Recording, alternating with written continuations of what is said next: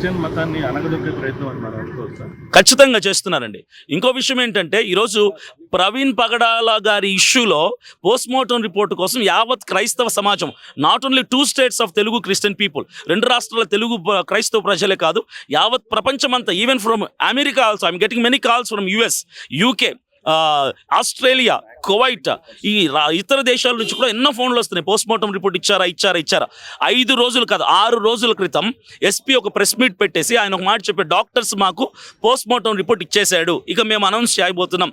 ఈరోజు అనౌన్స్ చేస్తామని చెప్పారు, చెప్పిన తర్వాత ఆ రోజు అనౌన్స్ చేయలేదు. మరలా ప్రెస్ మీట్ పెట్టి రేపు మార్నింగ్ అనౌన్స్ చేస్తామన్నారు పోస్ట్మార్టం రిపోర్ట్, ఆ రోజు అనౌన్స్ చేయలేదు. ఇప్పటికీ 6 రోజులు అయిపోయింది, కంప్లీట్గా 6 రోజులు అయిపోయింది. ఇప్పటి వరకు డాక్టర్ సబ్మిట్ చేసినటువంటి పోస్ట్మార్టం రిపోర్ట్ని ఎస్పీ గారు, పోలీస్ డిపార్ట్మెంట్ వారు ఎందుకు చదవటానికి ఇంత టైం పడుతుంది, అది ఎందుకు బయట పెట్టడానికి ఇంత టైం పడుతుంది అర్థం కావట్లా. ఈరోజు ఈ ఉద్రిక్తతలో ఉంటే క్రైస్తవ ప్రజలందరూ కూడా ఇలాంటి పరిస్థితుల్లో మళ్ళీ ఇంకొక పాస్టర్ మీద ఇలాంటి దాడిలాగా ఒక ఏదో కిడ్నాప్ లాగా చేస్తే క్రైస్తవుల పరిస్థితి ఏంటి, ఎలాంటి భయాందోళనకు గురవుతాం? ఇక్కడ 2 కారణాలండి. ఒకటి, ప్రవీణ్ పగడాల గారి విషయంలో ఉన్నటువంటి క్రైస్తవుల్ని దారి తప్పించటానికి, డైవర్షన్ ఇవ్వటానికి అజయ్ బాబు ఇష్యూని లేవనెత్తారు. కానీ ఒకటే చెప్తున్నాను, ప్రవీణ్ పగడాల గారి విషయంలో న్యాయం జరిగే వరకు నిలబడతాం, పోరాడతాం.